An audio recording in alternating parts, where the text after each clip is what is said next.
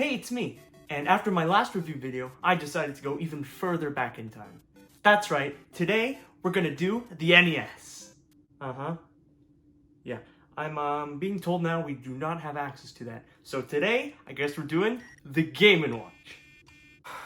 I'm being told we don't have that console either. So today, we're gonna do the Game Boy. Oh, I guess we do have it. But we are missing the Game Boy Pocket, Game Boy Light, Game Boy Advance Micro. Damn it! So welcome to my scuff review on the Game Boy line of consoles and games. Speaking of games, what games do we have today? Well, Jordan, we have a grand total of 7 games for every system. Yeah, I'm starting to think this was a bad idea to review.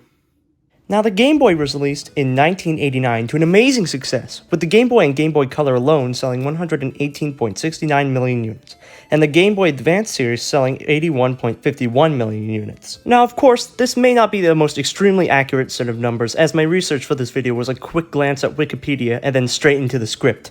Now, why did this console sell so well, being the 3rd best-selling game console in the entire world, only being beaten by the PS2 and the Nintendo DS, its successor?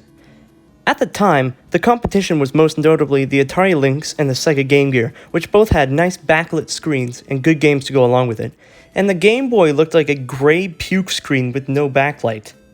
The saving grace of the Game Boy was the games, with such notable titles as Tetris, Donkey Kong, Mario Land, Pokemon. It was loaded with classics from left to right, so even with the eye-straining display that you couldn't even see in the dark, it was worth it for the games.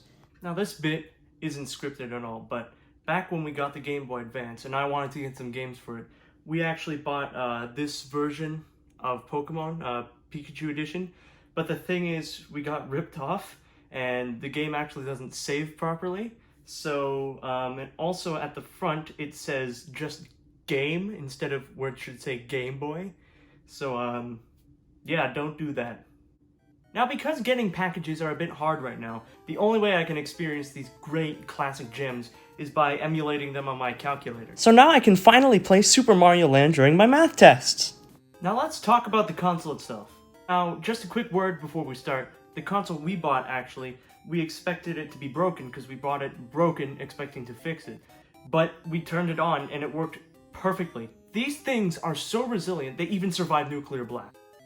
Now, the original Game Boy was a gray brick with great feeling buttons to push that just felt right in your hands to play.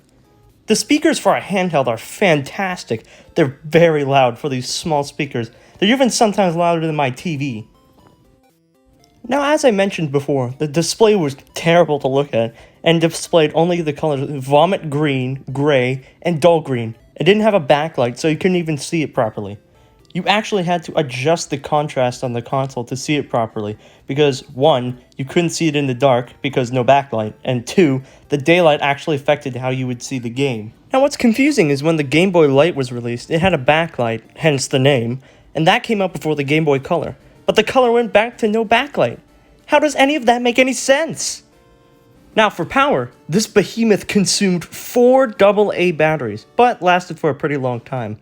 There was an option to buy a rechargeable battery pack, but as I don't have that, I went with the cheap option of buying rechargeable batteries myself.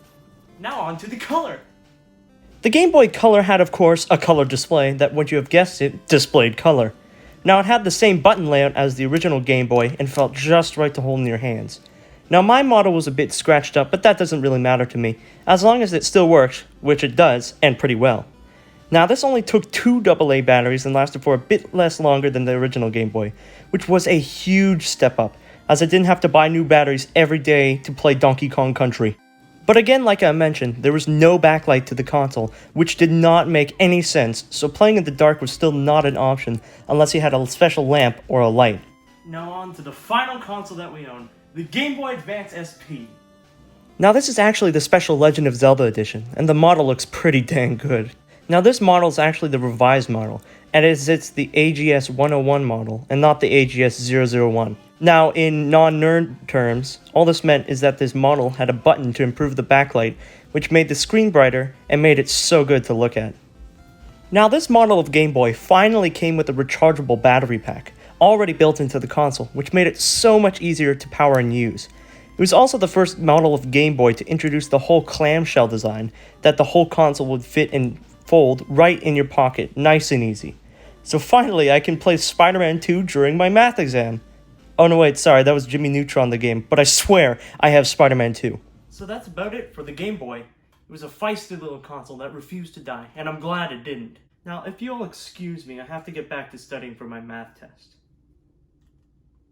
Alright, yeah, okay. Hey, what are you doing back there?